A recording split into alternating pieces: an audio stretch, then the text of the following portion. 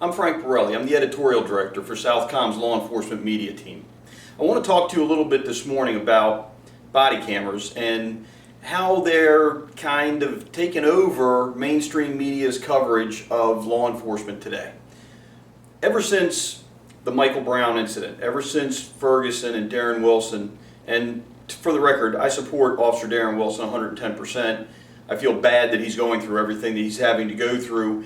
And here we are, as I record this, a little more than a year later, and we're seeing our second annual riots in Ferguson, apparently. I hate to think it's going to happen, the anniversary every year of the incident. But ever since that happened, ever since witnesses came out with false testimony, ever since the mainstream media didn't release some video evidence that did exist, and they did that in favor of sensationalizing a story so that they could increase their advertising revenue. We all know that's a reality.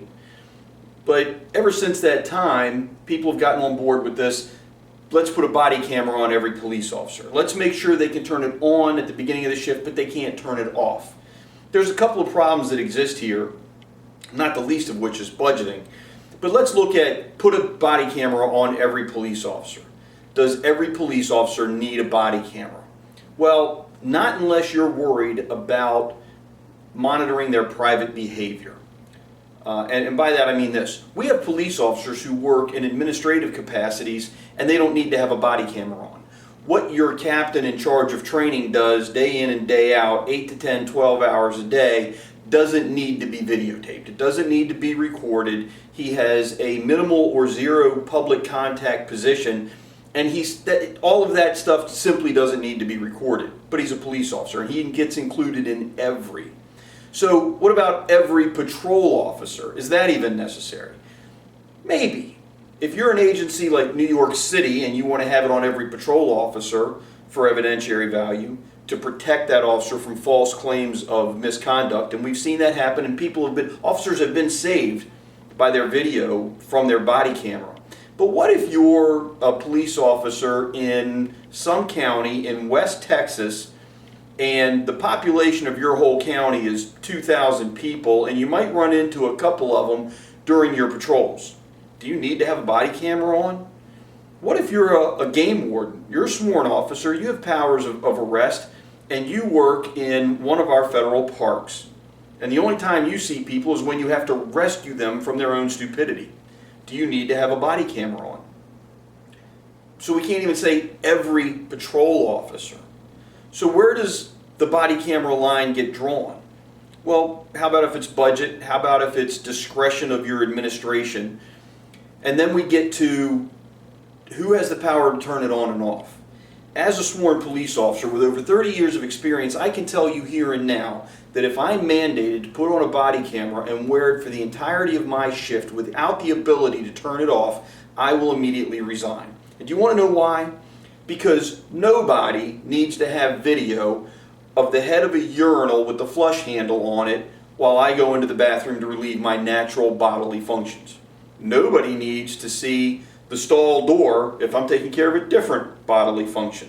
Nobody needs to see the engine compartment or what's inside my trunk when I'm doing pre-patrol checks on my automobile, inventory, or equipment checks in my trunk. Some things just don't need to be recorded. The disciplinary conversations that I have with people who are subordinate to me don't need to be recorded. That's private and shouldn't be available for public dissemination. And if we have that video and we get a Freedom of Information Act request, can we reasonably not release it? Now let's look at another consideration of budget. We have some agencies that are huge, 10,000, 15,000 or more officers. Some agencies aren't, 3, 4, 5 guys, officers. Can the 5-man agency afford to put a body camera on every police officer? Maybe. It might be more affordable since they've only got 5. Typically though, a 5-man agency is already challenged for a budget. Do they even have 5 patrol cars? Do they have any specialties? We had a 5-man agency in my area that had a K-9 officer and a DARE officer and a traffic enforcement officer. So we had budget challenges keeping that going, but that was amazing for a 5-man agency. Can they afford it? Maybe. can they afford a Freedom of Information Act request that comes in for every video that they've ever captured, or will that break their budget? Because now they have to record all that video, they have to copy it onto something, and they have to distribute it accordingly, and how many copies have to go out? Will that bankrupt that department? Will it shut it down for lack of budgetary feasibility in answering a legal request? The same thing applies to some place like New York. Even if they could afford to put a camera on every police officer, can they afford an FOIA request for all those copies of the videos?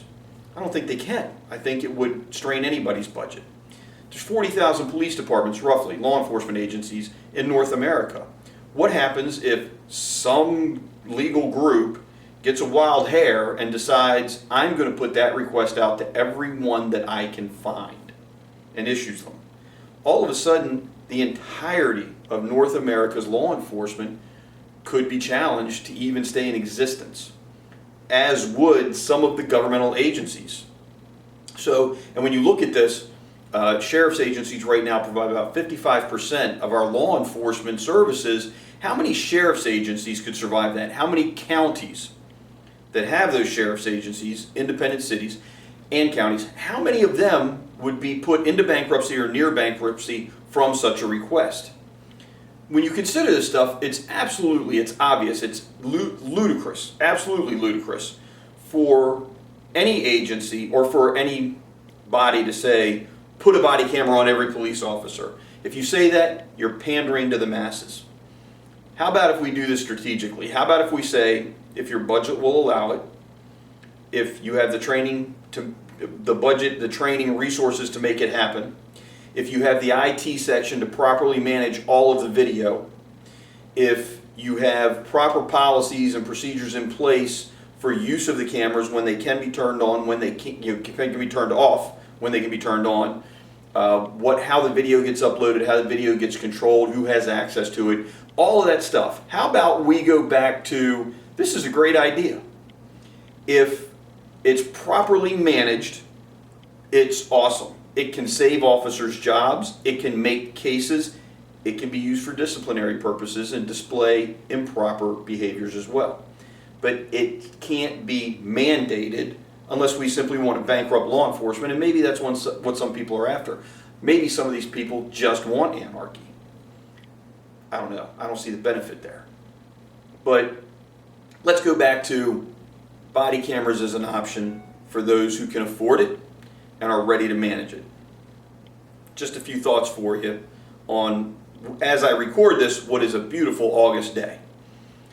Stay safe on the streets, my brothers and sisters. And this is Frank Borelli, Southcom Law Enforcement Media Editorial Director. I'll come at you with another video blog soon.